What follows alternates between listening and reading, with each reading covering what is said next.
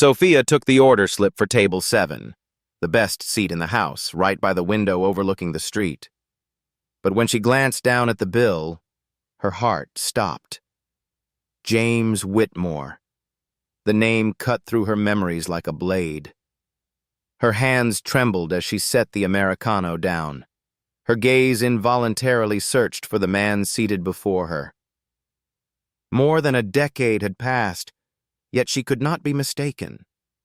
The sharp jawline, the deep blue eyes now rimmed with subtle lines, the glossy black hair that still held the wildness she once adored. James Whitmore, the man who'd promised her the world, then abandoned her with a child 12 years ago. He looked up, his eyes scanning her with chilly indifference, betraying not a trace of recognition. "Everything all right?" he asked evenly, eyes fixed on his phone. Sophia nodded. She swallowed the burning ache in her chest. He didn't know her. How could he? The radiant 18-year-old he once loved was now merely a waitress, her hands calloused, her heart scarred. Sophia returned to the counter, striving to focus on her work. Yet her mind drifted back to a distant time she'd believed long buried in memory. Old images surged like a violent tide, engulfing her in bittersweet recollections.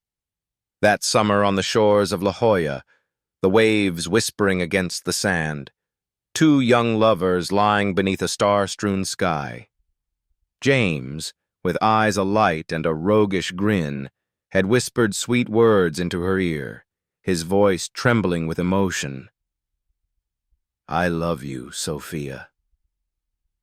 She was only 18 then, her heart pure and brimming with hope. She believed love could transcend every boundary, wealth, status, family prejudice. James embodied light for her, a defiant yet thoughtful young man determined to escape the heavy shadow cast by the illustrious Whitmore name. He once squeezed her hand and vowed with unwavering conviction, "I don't need money or inheritance. I only need you."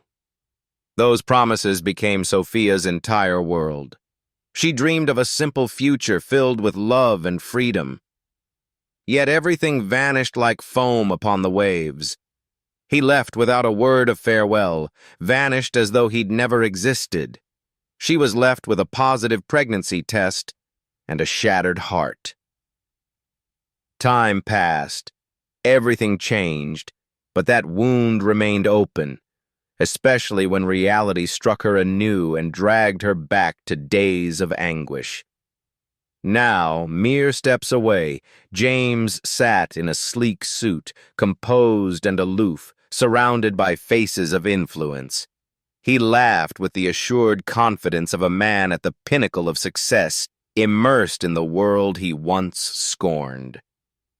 Sophia caught sight of a business magazine at his elbow, its cover featuring his face and the headline, "Whitmore Enterprises Expands Tech Empire in Asia."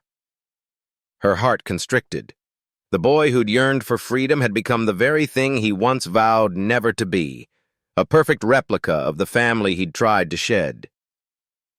That evening, soft amber light suffused her modest apartment as she huddled on a kitchen stool, stirring a pot of soup, battling those haunting memories. The door burst open. A backpack thudded to the floor. Ethan was home. He padded in with familiar eagerness, wavy black hair, bright blue eyes, every feature mirroring the father he'd never met. Sophia's heart tightened. Each line on Ethan's face echoed James's own, deepening her ache.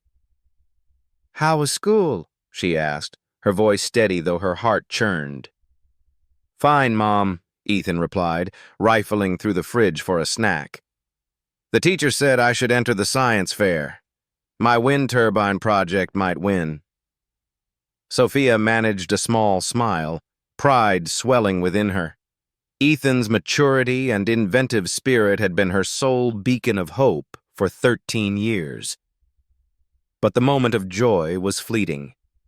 Ethan's gaze suddenly grew serious, and in that instant, Sophia sensed the question she'd always dreaded. "Mom, I was just wondering, could you tell me more about my dad?" The question landed like a blade, ripping through all her defenses. She froze, the spoon clattering onto the countertop. For a long moment, words failed her. Her heart pounded. She looked at her son, eyes wide with earnest expectation. "Your father," Sophia began, forcing calm into her tone. "We were very young. It's complicated." Ethan would not relent. "I'm not a child anymore," he said, determination shining in his eyes. "I want to know why he left." That question squeezed Sophia's chest. How could she describe the years of fruitless longing, letters unanswered, calls dropped into silent voids? How could she recount her 8-month pregnant self, standing before the wrought iron gates of the Whitmore estate, pleading for James only to be brushed aside by guards as a stranger? She had stood in the rain, soaked through, clutching her final unsent letter, unopened, unread. She had believed James would return, but he never did. Sophia had to move on alone for Ethan's sake. Now, as her son grew and began to question his origins, she could no longer remain silent. Yet she had no idea where to start. How does one tell a child his father abandoned them before knowing of his existence? Sophia turned away, avoiding Ethan's expectant gaze. She needed more time to summon the courage, to find the gentle words to recount a story so heart-wrenching. The next morning, soft sunlight streamed through the windows of Café Luminoso. It illuminated every thin film of dust in the hushed space. James returned, this time alone. He walked slowly, unhurried. No one noticed the pensive weight behind each step. Without hesitation, he reclaimed the familiar corner table, the spot where light fell just so, carving out a private alcove apart from the rest of the café. The wooden chair creaked softly, as it always did, when he settled into it. From behind the counter, Sophia caught sight of him. For a heartbeat, her pulse raced. Her breath quickened, yet she forced herself to appear calm. She straightened her apron, then strode toward his table with measured poise, an outward display of professionalism masking the storm of emotion raging inside. Standing before James, she offered a practiced smile, a polite gesture honed by years in service, sufficient to hide all past wounds. "Good morning, sir," she said in a steady tone. "What can I get for you?" James looked up. In that instant, a strange spark flared in his eyes, as if he'd brushed against a memory, then vanished so swiftly that even he seemed unsure he had seen it. He tilted his head, frowned slightly, his gaze probing. "Black coffee," he replied. "Thank you." Then he hesitated. His question emerged slowly, but it tightened something within Sophia. "Have we met before? You look familiar." A simple inquiry. Yet for Sophia it unearthed everything. 12 years of suppressed hurt, anger, and unsaid explanations crashing like waves upon her heart. Still, she swallowed it all. She thought of Ethan, her son, with the same blue eyes as the man seated before her, innocent, unaware of adult complexities. For his sake, she stepped back. "I've worked here for 5 years," she answered, her voice astonishingly composed. "You must have seen me." James nodded, as though accepting her explanation. Yet his gaze lingered, as if something about her eluded him. He watched in silence as she turned away, and, deep within him, a vague sense stirred. Something significant had slipped by, ungrasped. At that moment, in her small apartment, Ethan quietly opened an old wooden cabinet in his mother's room. Inside lay a worn cardboard box, its edges frayed by time.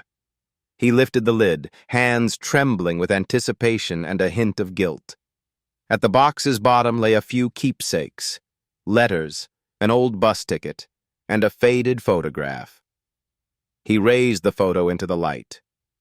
The image showed two teenagers, glowing in the sun, standing on the beach as waves lapped behind them. His mother, youthful, radiant, laughed beside a young man with tousled black hair, deep eyes, and an unmistakable, playful grin. That man's eyes mirrored his own, blue and vivid. Ethan flipped the photo over and read the scrawled caption, James and Sophia, La Jolla, 2013. James, Ethan whispered, lips barely moving the name, as if speaking it aloud might shatter the secret. His heart pounded. After all these years, he finally had a name. The next day, James returned to the cafe. This time, determination burned in his eyes. Without a word, he approached Sophia at the counter, where she was busy pouring coffee, and, instead of sitting, stood straight and produced a glossy business card from his coat pocket.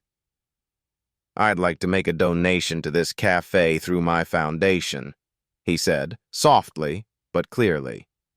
The Whitmore Foundation's charity event is this Friday evening. You should attend. Bring your family. Sophia froze. She took the card, eyes fixed on the embossed name. James Whitmore, Chairman, Whitmore Foundation. Just yesterday, she'd fought desperately to forget that name. Yet fate had other plans. I work Friday nights, she replied, her voice a cold wall. James did not relent. I can speak with the owner, he offered earnestly. This is a great opportunity for the cafe, and perhaps for both of us. His words stunned Sophia into silence. She lifted her gaze, her eyes hardened. Why are you here, James? Why me? James stuttered, genuinely unsettled. He had no clear answer. He shook his head in confusion. I don't know, he whispered. I just feel like I need to know you. Sophia said nothing more. She turned and walked away, leaving him standing alone. In that moment, a vague sensation crept through James. He had just let something important slip by, though he could not yet name what it was. Friday had finally arrived. A palpable buzz of excitement filled the Bayside Convention Center. Everywhere, lights glittered. Laughter mingled with the swish of elegant gowns worn by San Diego's elite. Glasses clinked with sparkling toasts. A gentle musical backdrop carried through the air. Polished footsteps echoed and discerning eyes scanned the scene. On stage, a long banner bore the Whitmore Foundation name, an emblem of prestige and power. This was not a place for people like Sophia and her son. At least, that was what she had always believed. Sophia stepped tentatively into the vast hall, her hand gripping Ethan's. Dressed in a simple navy dress, she seemed to fade among the luxury of tailored tuxedos and social smiles. Yet her eyes brimmed with worry and turmoil. Beside her, Ethan, his small suit jacket perfectly gray, walked with unguarded pride and excitement. He had secretly submitted his wind turbine project to the Whitmore Foundation after their chance cafe conversation. By some miracle, he'd reached the final round. The news filled Sophia with equal parts pride and dread, knowing the inevitable moment could no longer be delayed. Remember what I said, Ethan, she whispered, as they settled into a row near the back. If they call your name, just accept the award. Don't approach him." Ethan made no reply, but his eyes, those deep, determined blue eyes, stung Sophia's heart. In that moment, she realized no number of reminders could stop what was coming. Lights dimmed across the stage. James stepped into the spotlight, exuding confidence, immaculate in his custom black tuxedo. He raised the microphone. His rich, compelling voice resonated, drawing every gaze. "Ladies and gentlemen," he began, "this evening we are honored to announce a $1 million grant for green technology initiatives, an investment in our future and in the next generation." Thunderous applause erupted. Lights swept the audience like a racing heartbeat. Then came the pivotal moment. "And now, the STEM Award, our special honor for young talent. The winner is Liam Carter for his outstanding wind turbine design." In an instant, the stage lights swung toward Ethan. He shot to his feet. Whispers fluttered through the hall. His legs trembled, but he strode forward, head held high. The 12-year-old boy carried a secret, and a resolve Sophia had never before witnessed so clearly. James smiled. He extended his hand as Ethan reached the stage. Yet the instant their hands met, a strange chill ran through James. He stared at the boy's face, wavy black hair, vivid blue eyes, and that crooked smile. The similarity was uncanny, as if he were gazing at a younger version of himself. Ethan took the microphone. His small hands clenched its handle, his voice shaking but unwavering. "Thank you for this award," he began, his words echoing in the vast room. "But there's something I must say." The audience fell silent. Breaths were held. Sophia, seated among them, could not move. "I am Ethan Carter," the boy continued, "and you are my father." The air shattered. A surge of whispers broke out, then camera flashes burst like fireworks. The entire hall was swept by astonishment. James froze, gaze locked on the boy, his face drained of color, lips parted, but with no words. Ethan stared at him, tears streaming unchecked. "I found the photograph," he said. "I know we look alike. Why did you abandon us?" Sophia sprang from her seat as if struck by lightning. Her heels pounded across the wooden floor, her heart splintering. "Ethan, stop!" she cried, but her voice seemed trapped behind an impenetrable frame. Ethan turned to her, eyes still shining, without regret. He had waited too long for this moment, longed for a single explanation, a comforting embrace, an acknowledging glance. Suddenly, a figure appeared from the wings. Margaret Whitmore, James's mother, in an ivory silk gown, her expression ice cold. She strode onto the stage, gesturing to the security team behind her. "This is a cheap publicity stunt," she declared, her tone laced with contempt. "A dirty trick to steal attention. Remove that boy immediately." But James raised a hand to halt her, his voice rough with emotion. "Stop, Mother." He did not avert his gaze from Sophia, now standing only a few paces away. He looked into her eyes, searching for an answer amid the chaos. "Is it true?" he whispered, fearful of the truth. Sophia remained rooted, tears welling, lips trembling. In that fleeting moment, all the buried emotions of 12 years exploded. She nodded gently. "I tried to tell you," she choked out. 12 years ago. In the small, windowless room tucked away inside the Bayside Convention Center, temporarily pressed into service as a backstage office, the air felt thick and stifling. The white walls closed in despite the steady hum of the air conditioner. At the center of that cramped space, 4 people faced one another: James, Sophia, Ethan, and Margaret. No one spoke at first. No one dared to break the silence. James strode to the lone, narrow window. Its faint light fell across his tense features. He glanced at the boy seated quietly beside his mother, a child whose face, eyes, and hair mirrored his own in uncanny detail. Then his gaze shifted to Sophia, the woman who had once been his entire world, now standing motionless, eyes rimmed in red yet brimming with pride. "Let's begin," James said, voice low and taut with turmoil. He needed answers. He demanded the truth. Sophia swallowed hard, striving for composure, but her throat constricted.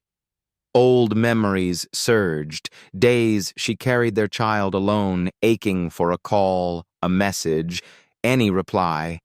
Only silence came, that silence that had extinguished her hope. "I called you dozens of times," she said, her voice quiet yet laden with pain. "I wrote letters. I even came to your house when I was 8 months pregnant." She paused, gripping her hands together. "But your mother, she told me you didn't want anything to do with me or the baby, that you were abroad, that I should know my place." James felt as though a blow struck his chest. He whirled on Margaret. "Mother, you knew about this?" Margaret remained composed, her gaze icy as ever, as if everything were part of her design. "It's a lie," she replied, unwavering. "She's trying to blackmail you with the child. Don't be fooled." Her words carried no weight now. James studied his mother for a beat too long, then caught the flicker of doubt in her normally steely eyes. A tiny crack, invisible to anyone but him. He inhaled deeply, turning away as if piecing together shattered recollections. "It's true," he said slowly, each word carved from anguish. "You knew. You blocked all her attempts to reach me. You drove her away. When she was carrying my son." An icy silence fell over the room. James's phone buzzed in his pocket. He checked it. A flood of messages from his assistant, his PR advisor. The first headline froze his blood. "Whitmore scandal. Long-lost son surfaces at charity event." Panic rippled through the room. Sophia glanced at her phone. A message from a cafe colleague. "Reporters are swarming your apartment." She gasped. She wasn't afraid for herself, but Ethan. She had promised to shield him from every storm. James looked at the two of them and made a swift decision. "You and Ethan will stay at the Four Seasons. I'll book under my name. My people will ensure no one bothers you, especially not the boy." Sophia opened her mouth to protest, then paused. Something in his tone stilled her objections. Not a command, but a promise. His way of making amends. James turned to Ethan. The boy stood silent, eyes bright with wonder and expectation. This was more than protection. It was the first time he'd heard that man speak like a father. Claim responsibility. As the three prepared to leave, high-heeled footsteps sounded behind them. Margaret's voice cracked through the tension like a whip. "Michael, this is a mistake. You don't understand the consequences." James hesitated for a heartbeat, but did not turn back. His voice rang out, low, resolute, and cold. "He is my son." Sophia met his gaze, her eyes brimming with tears, yet no longer pained. She nodded once, her final affirmation. And James, for the first time in 12 years, harbored no doubt.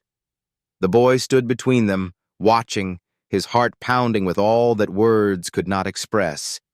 In that moment, he was no longer simply Ethan Carter. He was Ethan Whitmore, a missing piece of their story now found.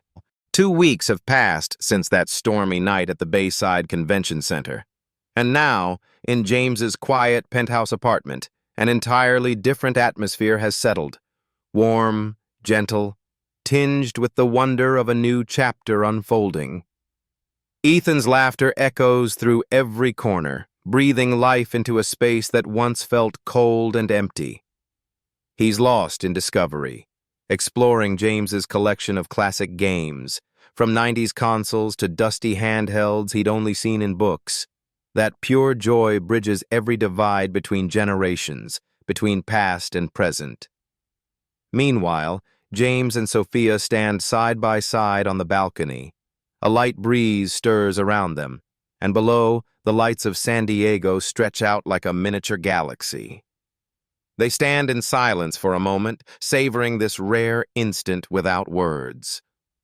In the distance, traffic flows along illuminated streets, the city's pulse continuing on, while their own world has been turned upside down. James is the first to break the quiet. His voice is low, weary. "The board has placed me on leave," he admits, eyes cast toward the horizon. "My mother orchestrated it all. The company's shares are plummeting by the day." Sophia tilts her head, her heart tightening. Though she's no longer an outsider, guilt still wells up inside her. If I hadn't come back, if Ethan hadn't spoken up. She trails off, unable to finish the thought. James gently shakes his head, his gaze steady. "This is not your fault," he interrupts, soft but firm. "It was my mother. She manipulated everything, not just the company, but our lives." He then recounts what he uncovered after the scandal. Old letters, confiscated and locked away in Margaret's office safe.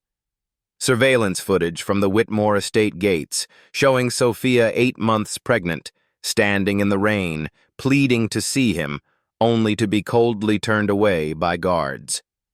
And Margaret's private journal, detailing secret meetings with Sophia's mother, a plot to tear them apart, to preserve the Whitmore reputation, to protect the family legacy from an unsuitable connection. Sophia stands frozen. She had never known this part of the truth. In her mind, her own mother was the persevering, self-sacrificing figure, and yet, there she was, complicit in this brutal scheme. "My mother," she whispers, her voice cracking. "She was involved too." A tear slips down her cheek, then another. Fragments of memory click into place. The sudden moves, the stern warnings to forget James, the insistence that he wasn't worth it. At the time, she'd never understood. Now her heart feels unbearably heavy. James says nothing further. He reaches for her hand, cold and trembling. His eyes soften, speaking promises without words. "We will get through this," he murmurs, voice like a gentle breeze. "Together." Sophia looks down at their intertwined hands, hands that once rocked a crib through sleepless nights, that worked the late shifts, endured years of quiet struggle.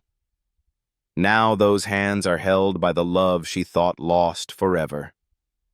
Yet just then, as everything seems to find its way again, a question rises in Sophia's chest, a question she has carried for 12 years, unspoken out of fear, pride, and too much hurt.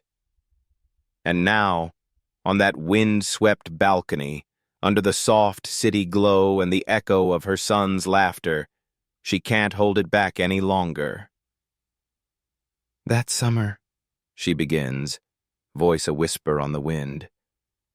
"That feeling you had, was it real?" James turns to her. This time he doesn't shy away. His gaze is deep, as if it contains the entire starless night. He doesn't answer immediately. He only stares at her, ensuring he will never hurt her again. "You were the truest thing in my life," he finally says, each word weighted like blood, light as breath. "Even when I thought you were gone, you were still here." He places a hand gently against his chest, where his heartbeat is steady and unmistakable. "Right here." And in that moment, time seems to stand still. Gone are 12 years of distance, misunderstandings, and pain. Only two hearts remain, and a child's joyful laughter inside, everything beginning anew from what is most real. 6 months later, the new Whitmore Family Foundation headquarters opened in a blaze of celebration.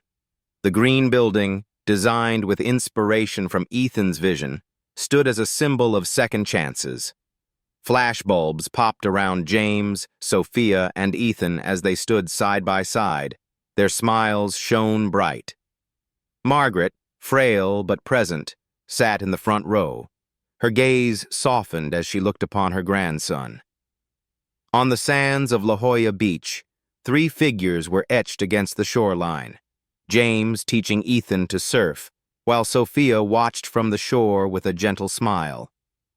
When James reached for her hand, salt and sand mingled between their fingers, he whispered, "We have all the time in the world to make up for lost moments." Sophia nodded, her heart overflowing. Under the golden sun, they were more than a reunited family. They were living proof that love can conquer every secret and transcend every moment in time. What do you think of this fateful reunion? Share your thoughts in the comments. Tell us your favorite moment.